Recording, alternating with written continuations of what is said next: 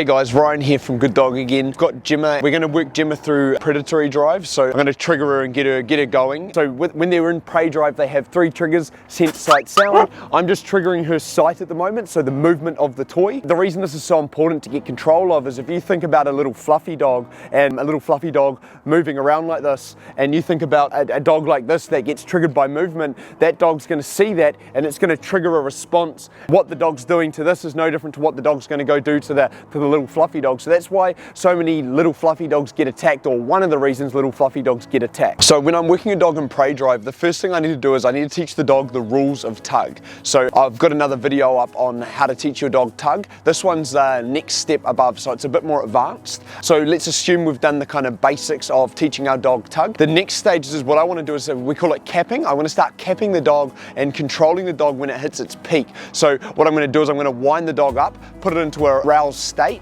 and then I'm gonna make the dog let it go, so out, get the dog to drop it, then put the dog on the place. So what I'm doing is I'm winding the dog up and bringing it down, winding it up and bringing it down. So this is just giving me control of the dog's drive, which I think is very important if you've got a high drive dog, a border collie, Rottweiler, pit bull, anything with a high prey drive. This is going to be an awesome exercise for your dog, just to give you control. Even if it does flick into that drive, you're going to be able to stop it and get it back. First thing I'm going to do is I'm going to give the dog a release. My release is just the word yes. It means you can access the toy, so it's a reward marker. I'm going to release the dog, I'm going to play with her for a little bit, I'm going to wind her up, then I'm going to get her to drop it, and then I'm going to put her straight back on the place for a bit, let her de-escalate, and repeat the process.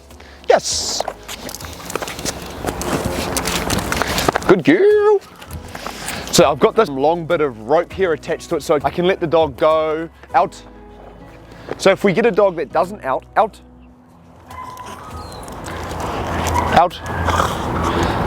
good, place, out, place, good, down, good. So Gemma didn't let go, so I just gave her a tap on the collar. I'm on about a 10 on the collar. So I gave her the command out, she didn't listen, I gave her a nick, got her to drop the tug, and then I put her on the placement and I de-escalated her. So you can see she's triggering very quick. So what I'm doing is I've taught her to fire up this fast, but what I'm doing is I'm getting her into that mode and then I'm de-escalating her straight out of it. So like I said, I can completely control the dog's brain as it escalates.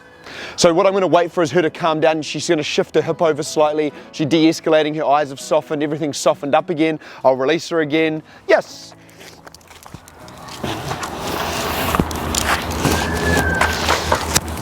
Good girl. Out. Place. Down. Good. Out. Place. Good. Down. Good. So good's my continuous marker. You can see how I can throw that continuous marker in just to give her feedback that she's done the right thing. Same thing, I'm going to wait for her to de-escalate again. She's probably going to give a yawn in a second and her hips are going to shift over. That's just the first sign that she's starting to calm, so calming signals to me. Once that triggers, I'm going to let her access the toy again. This is really good for dogs that have really low impulse control. This dog's kind of a medium kind of range dog. I've got some sort of control over him. I haven't done this for a while, so she's a little bit rusty, let's say. With a higher range dog, there's the switch there, the hips shift over, her starting to calm down. With a higher range dog, or a dog that's kind of gets stuck or reacts towards buses driving past, birds flying, movement, this is going to be a massive exercise to do to get control of that animal when it flicks into that drive. Yes! Good girl! Good girl! Good girl! Come on! Gemma! So if we've got a dog that starts to do something like this and come on, it doesn't want to bring the toy back to me, there we go. Out, out, out, out. So you can see she's starting to try possess the toy. Out.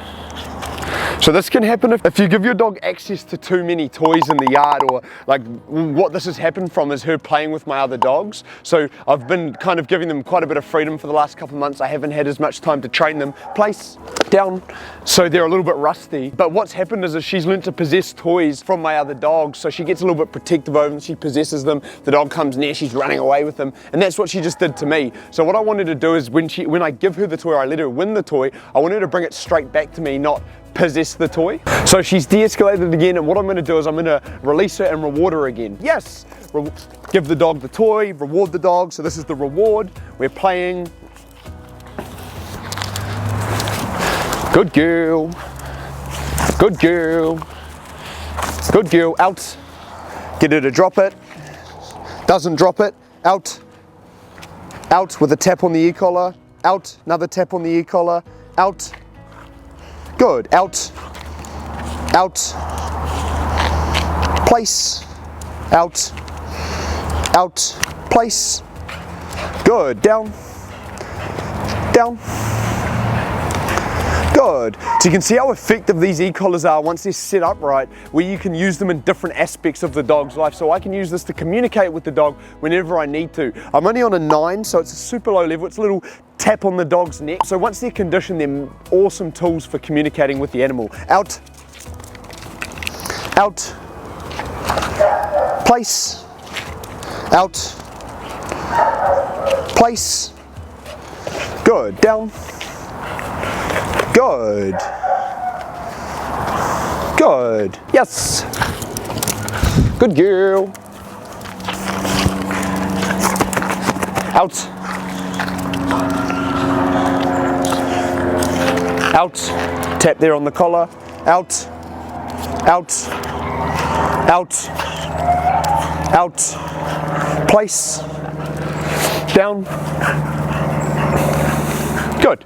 So I think working your dog in its drives and in its instincts and learning to control them is massive, because if we just train a dog and we suppress everything and we never let it go into that mode or that instinct, like I said, it becomes dormant and they can sometimes become frustrated. So giving them an outlet for it is massive, but making sure we have the correct structure around the outlet, because I have seen cases of dogs kind of going south or becoming aggressive or showing aggression towards other things because the correct structure hasn't been there. So what I'm doing is, like I said, is I'm just kind of capping the dog when it starts to get too much, or if she flicks that switch, and then I'm bringing her down and bringing her out of it. So this is a top tip for people, especially with people with high prey drive dogs or dogs that aren't letting toys go, or you're finding they're getting really wound up and it's triggered through their prey drive. This exercise is going to be awesome for getting your dog into a calm headspace and controlling that drive. Smash that subscribe button, turn on the notifications, and we'll see you in the next video.